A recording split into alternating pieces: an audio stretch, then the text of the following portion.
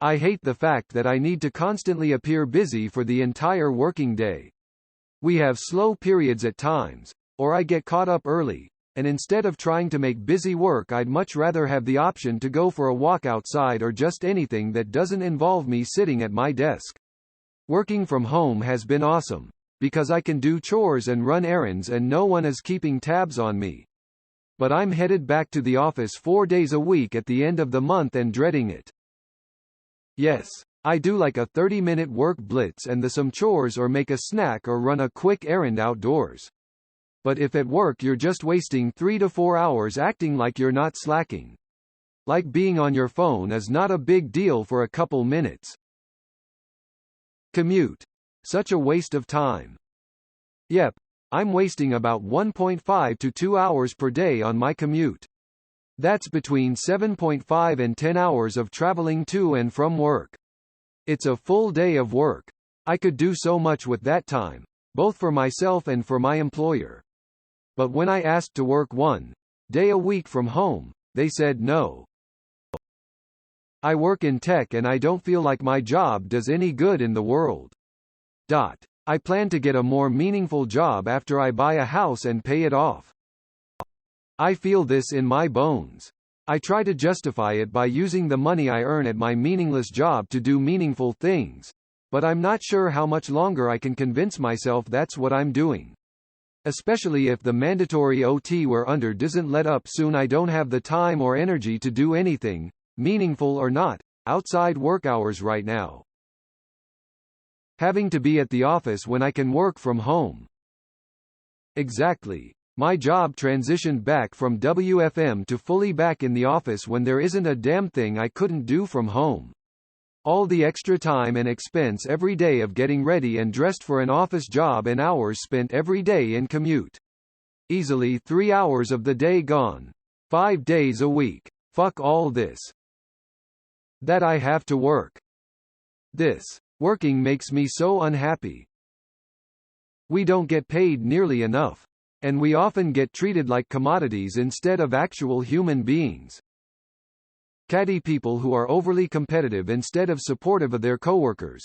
I'm an actor. Most of us are lovely, but there are the few that view everyone else as someone to take down instead of recognizing that there's room for everyone. I agree that performers should be supportive of their peers, but I disagree that there's room for everyone. If there truly was room for everyone in the business, there would not be the amount of out-of-work actors, singers, dancers, etc. that there are. Performers are competitive because they have to be. All for jobs that probably won't pay them enough to get by until the next job comes around. It's important to have grace in the industry because that makes you likable and hire able, but I don't entirely blame those who seem stuck up, because a lot of the times it's a defensive reaction to the terrible financial conditions of choosing to be a performer. The miscommunication, or blatant non-communication, between departments. I hate it. This drives me crazy. My company acts as separate companies for each department. It's like they work in silos, but we should all be working together. Health insurance. That I have to sacrifice my mental well-being to own money. What kind of job do you have? Or are you saying that any and all jobs tear on your mental well-being? I think my least favorite part is having to get ready every morning at 6 a.m. and then driving and having to be an upbeat happy person when I'm far from it, but I also don't want to seem miserable in my workplace because I can't. It's a professional setting where I have to pretend to care about how everyone's day is going. Sorry if I sound selfish, I'm such an introvert. I mostly love my job but I am irrationally annoyed by clients who call incessantly and refuse to leave a voicemail. As if I sit around all day waiting for them to call and give me something to do. Then you talk to them and they go, "You're hard to get a hold of." Nope, it's just that I have meetings, training and 500 other clients. It's been 2 hours. Leave a voicemail and calm TF down. I guess the underlying problem is people thinking they're the center of the universe. Oh my gosh, yes. It is so annoying. If anyone gives me the double tap, 2 back-to-back calls, they get dropped to the bottom of my Toto list. Being the on-site IT because I'm the youngest, please learn how to use your phones, computers. There are classes. Ooh yes. I'm not on-site but IT service too. Geez, this is exhausting. And so much unnecessary cost. Clearly many people lie on their CVs about their computer, tech skills. Plus the amount of people who think, service, equals, servant, and even refuse to turn the goddamn device off and on again. Plus the, do you know who I am, and, or, this is of highest priority. Yes, I know who you are, Karen, and it's not my problem that you left your work till last minute and are now afraid of the shit you'll hear from your boss. The pay is abysmal. I'm almost at a point where I can't afford to work there anymore because of inflation, and they're giving extremely pitiful raises if at all. I'm also doing another colleague's work that left over a month ago. Bonus.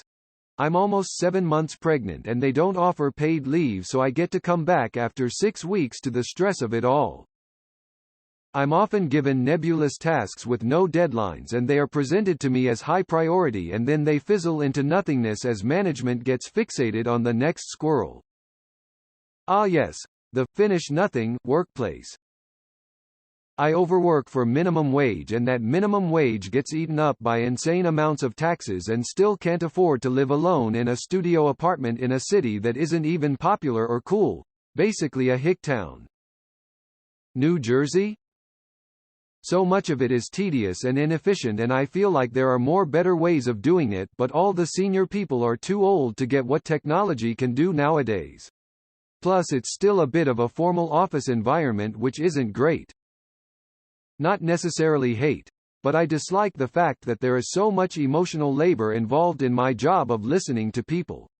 Really hard to leave work at work. Workaholic culture. Don't make me feel bad for not wanting to work past 8 p.m. or on weekends in a job that isn't saving lives. It's going nowhere. There's no promotion path and these job skills aren't useful outside of this small world. There's zero appreciation or recognition for what I do. I hit a major work anniversary which is usually acknowledged at the monthly everybody meeting, but I was just handed mine 2 months late by my supervisor. I'm swamped so I haven't bonded with any of my coworkers and don't randomly stop to visit, so I never know what's going on. All information is shared through the grapevine and I'm not connected to it. A lot of, for me but not for thee, rules. My boss and his friends at my level can telework if they have childcare issues, sick kids, workers coming to their house, just need a break to catch up, etc. But if I ask for the same reasons, even on the same day, it's 99% guaranteed no. Despite proving I was even more productive from home and I can be counted on, it's still treated like I'm trying to get away with something. We get people who come in, get an entire organ changed with a dead stranger's, but refuse to get a vaccine because they don't know what's in it. Mind-blowing. I don't envy people in the medical field. And I'm a bartender who has to deal with drunken adult babies. Not sure where to start. Incompetent. Micromanager boss. Rude coworkers. No pay raises or cost of living adjustments. No health insurance benefits. Office drama. Being overworked. That sort of stuff. I plan to leave eventually, but for now I appreciate that it's a remote job at least. This is me, but we're in the office and my commute is almost an hour each way. That I have to work so many hours at it. 40 hours, 8 hours a day, it's too much. I don't get enough time with my family and spend too much time at work. The fact that I heard a girl sobbing that she's not gonna get hired full-time if she doesn't agree to go on a date. The fact that whenever the line is down, only women are told to do fives.